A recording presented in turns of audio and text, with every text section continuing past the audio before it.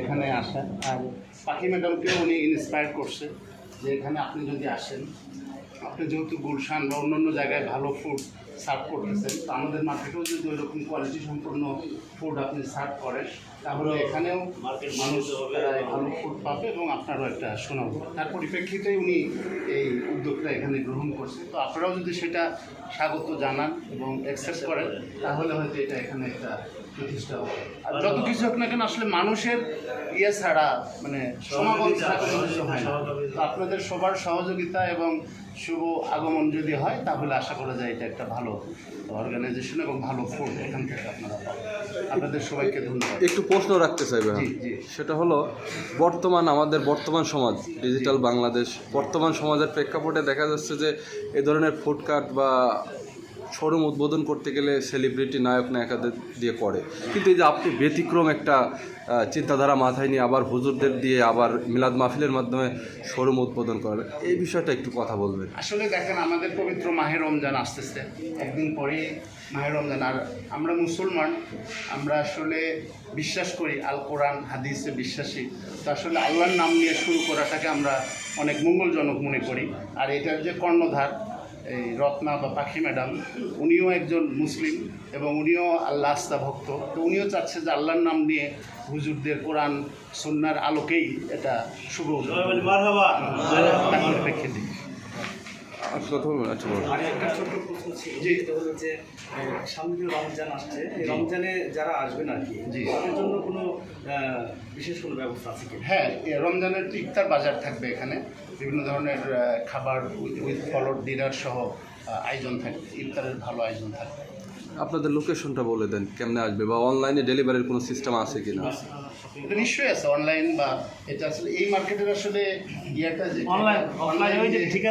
সেটা ঠিকানা ওটা আমরা দিয়ে দেবো। BTI premier plaza. আর এটা হলো ফুড কমপ্লেক্স লেভেল 3-তে আসলে, এটা তো লিফটের সামনেই একদম। আপনাদের যে খাবারের যে আপনার প্রাইস ভিতরে সবাই কি কিনতে পারবে? প্রাইসগুলো সবার সামর্থ্যের মধ্যে থাকবে। এটা হলো এটার যে মালিক, ওনার মেইন স্লোগানই এটা, যে কোয়ালিটি ফুড কম্পিটিটিভ প্রাইসের মধ্যে খাবারের প্যাকেজ থাকবে। আসলে উনিও আসতেছে, আসলে ওনার মুখে শুনলে আপনারা উনি নাই দেখে আমি আসলে আচ্ছা জি ভাই, আপনি কিছু বলেন। আমি হলাম অন্য মার্কেটের ইমাম ও খতিব বিষয়বাসী মাওলানা আবু জহুর। আসলে ম্যাডামের এই যে আর ইতিপূর্বে জি ভাই, আপনি কন্টিনিউ।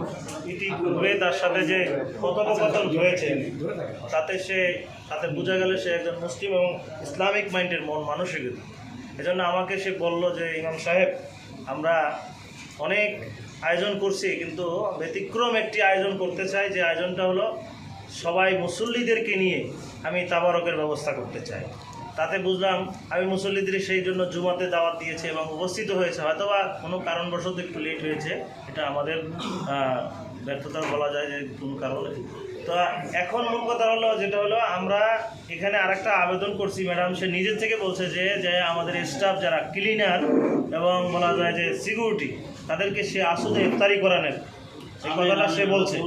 এবং তার মনে হয় যে আরও যদি পথচারী আসে, তাহলে সে ইফতারি যারা একান্ত ইফতারি কিনতে পারে না, তাদের ইফতারি খাওয়ানোর ব্যবস্থা সে করবে। এজন্য তার জন্য আমরা তাতে বুঝলাম যে ইসলামিক মন মানসিকতা, এই মানুষের উদার মন হলেই এই ধরনের কাজ সে করে।